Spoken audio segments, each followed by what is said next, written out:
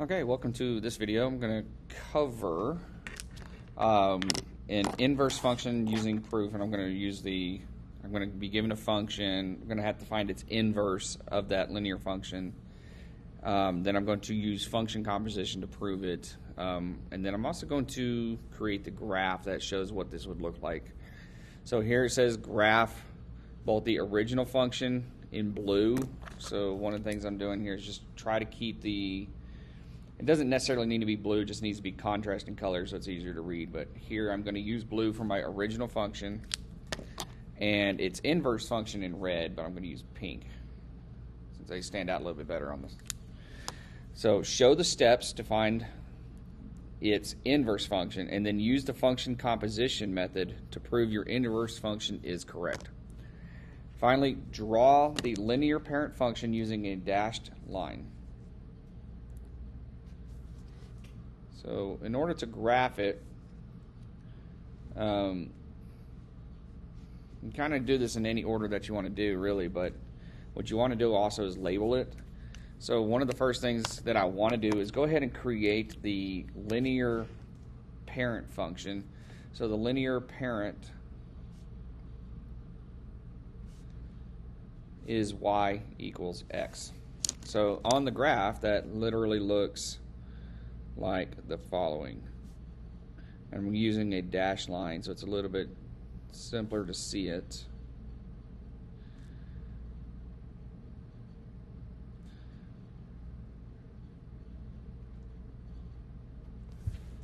Okay, we'll just finish it out this way.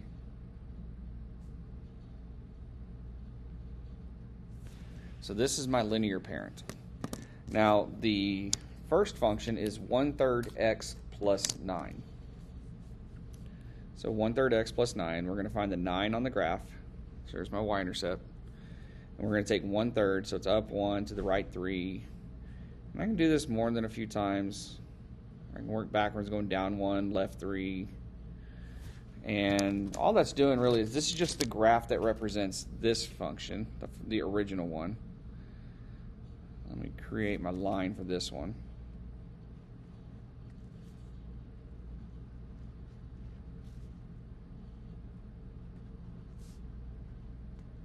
So this one is my f of x function. Okay, now the second one, we got to figure out what the equation is in order to be able to graph it.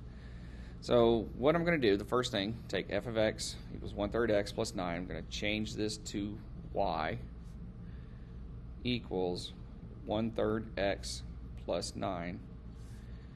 I'm going to switch x and y.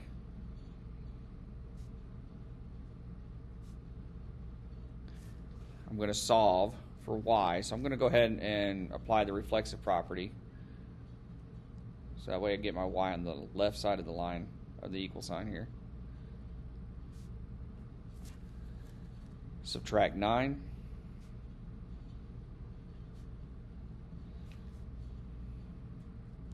And that's going to leave me with 1/3 of y. If I multiply by 3 on both sides, I'm going to be left with y equals 3x minus 27.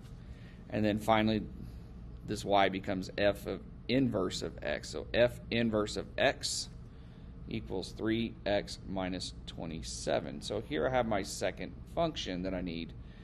So if I try to graph this one, you'll see that it's minus 27. My y-intercept is going to be more than what I have available on my graph to be able to plot.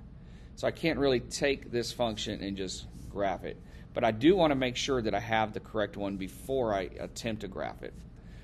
And in order to do that, we're going to take the original function and we're going to compose it with the new function. So this becomes f of f inverse of x is equal to 1/3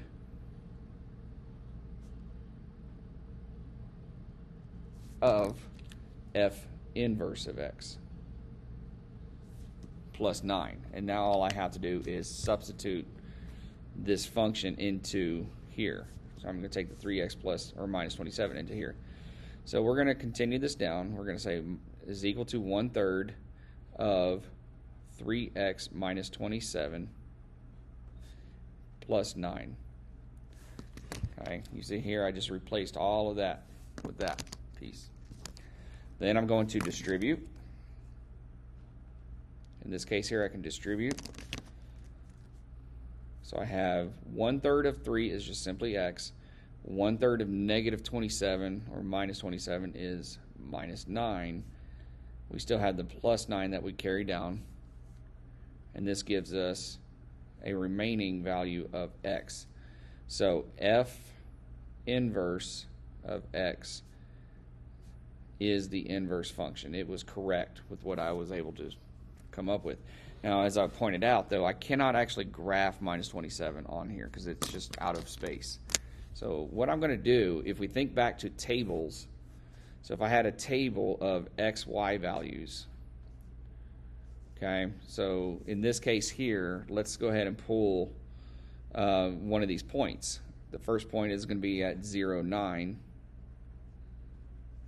And then I could pull another point at 3, 10. The inverse table is going to be the opposite of that. So we would say yx, but now this is the new x value and that's the y value. So we now just switch them around. So not really putting in yx, we're just flipping the values. So all I need are 2 points in order to make a line. So now I have 9, 0. So 9, 0. And then I also have 10, 3. And I can keep moving down backwards on this one.